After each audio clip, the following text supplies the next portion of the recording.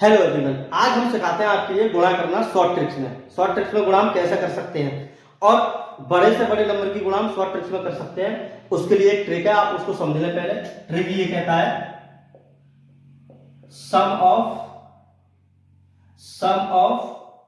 Unit digit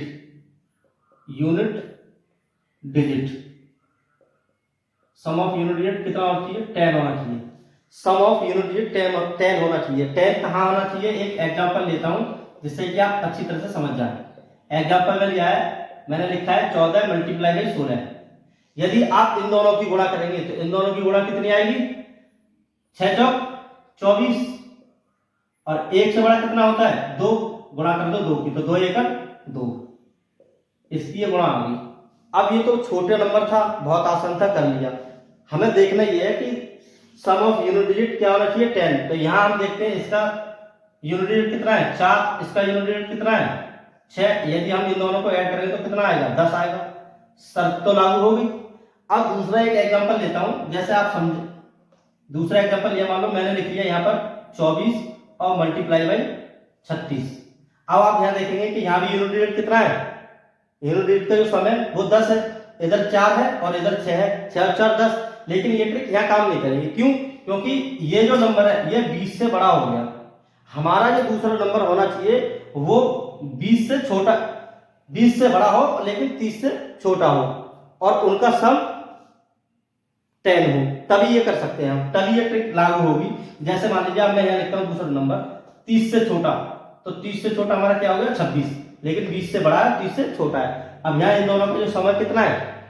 10। तो इसकी भी गुणा हम आसानी से कर सकते हैं। यहाँ पर यूनिट डिजिट कितना है? 4 और इधर यूनिट डिजिट कितना है? 6। दोनों को अगर सम करेंगे तो कितना आ जाएगा? इधर भी सम, दोनों 10 आ गया। इधर भी सम है, वहां भी सम है। तो दोनों का यूनिट डिजिट का जो सम है वो 10 है। इसको गुणा करने के लिए बहुत आसान है। इस 4 की मल्टीप्लाई इस 6 में करेंगे, 6 चौक 24। अब इधर है हमारा 2। इस 2 से बड़ा नंबर क्या होता है? 3। तो 3 की गुणा 2 में करेंगे, 3 दूनी 6। ये क्या होगा? 624।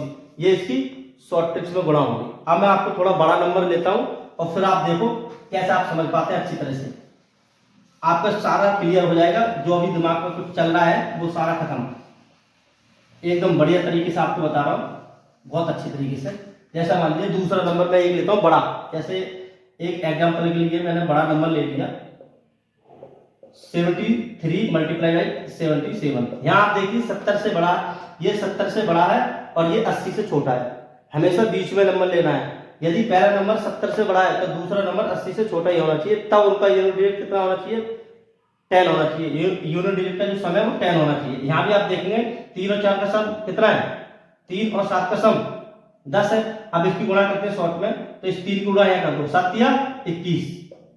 यहाँ बचा 7। 7 से बड़ा नंबर कितना होता है? 8। 8 में गुणा कर दो, 7 अट्ठे 56। सॉल्व बहुत आसान है। इसी तरीके से आप बड़े से बड़े नंबर की गुणा कर सकते हैं, बहुत आसान है। बस एक बार आप ट्रिक समझ गए तो ये बहुत आसान है। एक दूसरा उदाहरण देता हूं, समझिए आप एग्जांपल के लिए। एक एग्जांपल मैंने और दे दिया। मान लो मैंने यहाँ लिखा 87 मल्टीप्लाई बाई 83।